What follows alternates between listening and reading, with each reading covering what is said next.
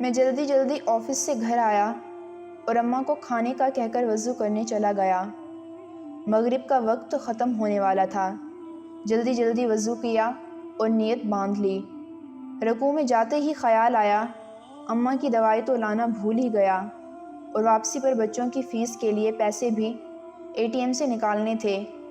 سجدے میں جاتے ہی مجھے نیند آ گئی اور میں نے ایک عجیب سا منظر دیکھا کہ لوگ ادھر ادھر بھاگ رہے ہیں اور کچھ لوگ کاغذ تقسیم کر رہے تھے۔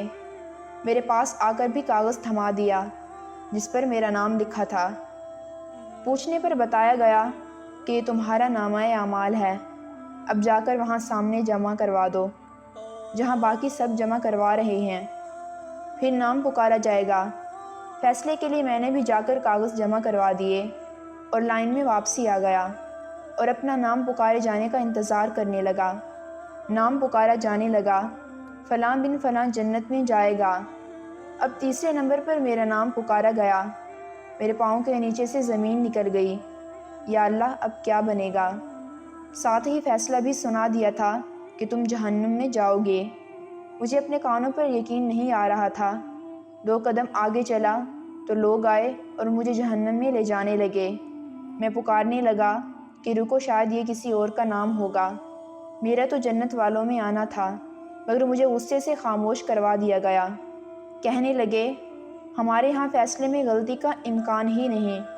مجھے جہنم کی طرف گھسیٹا جا رہا تھا اور میں مدد کی بھیک مانگتا جاتا۔ نہ میں جھوٹ بولتا تھا، نہ دھوکہ فریب دیتا، نہ شراب اور زنا جیسے کاموں میں نہ تھا۔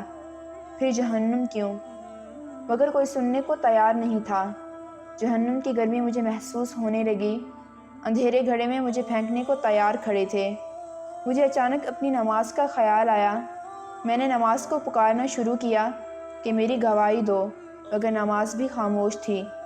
جہنم کی آگ کے شعلے مجھ سے لپٹنے کو بے چین ہو رہے تھے اور مجھے جہنم میں دھکا دے دیا گیا۔ مجھے جیسے ہی دھکا دیا اور سفید بزرگ نے فوراً میرا ہاتھ تھام لیا اور مجھے جہنم سے باہر نکالا۔ میں ڈر سے کانپ رہا تھا۔ پوچھنے لگا آپ کون ہیں اور مجھے کیوں بچایا؟ کہنے لگے میں تمہاری نماز ہوں۔ میں غصے سے چلایا اب آ رہے ہو جب میں جہنم میں ڈالنے جا رہا تھا؟ اگر عین وقت پر تم نہ آتے تو میں تو جہنم میں ڈالا جاتا، پہلے نہیں آ سکتے تھے تم؟ بزرگ کہنے لگے جیسے تم مجھے تاخیر سے پڑھتے تھے، کبھی وقت پر نہیں پڑھا، ویسے ہی میں بھی تاخیر سے آیا ہوں۔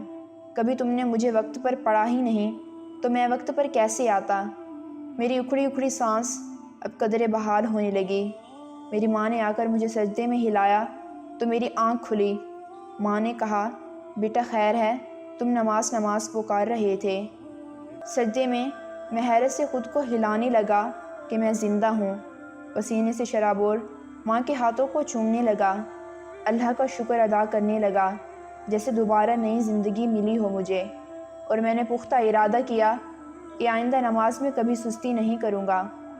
اب میں جہاں بھی جاتا ہوں تو وہاں بھی نماز کی فکر ہوتی ہے۔ کان ہر وقت آذان سننے کو تیار رہتے ہیں، چاہے آپ دنیا کے کسی کونے میں کیوں نہ ہوں، کتنے ہی مصروف کیوں نہ ہوں، زمین یہاں سے وہاں ہی کیوں نہ کر دی جائے۔ بس یہ یاد رکھیے کہ نماز اپنے وقت پر ادا کرنا نہ بھولنا۔ ہمیں ہر حال میں وقت پر نماز ادا کرنی چاہیے، اسی کے ذریعے ہم دنیا اور آخرت میں سکون سے رہ سکتے ہیں۔ اللہ تعالی ہم سب کو وقت پر نماز پڑھنے کی توفیق عطا فرمائے، آمین۔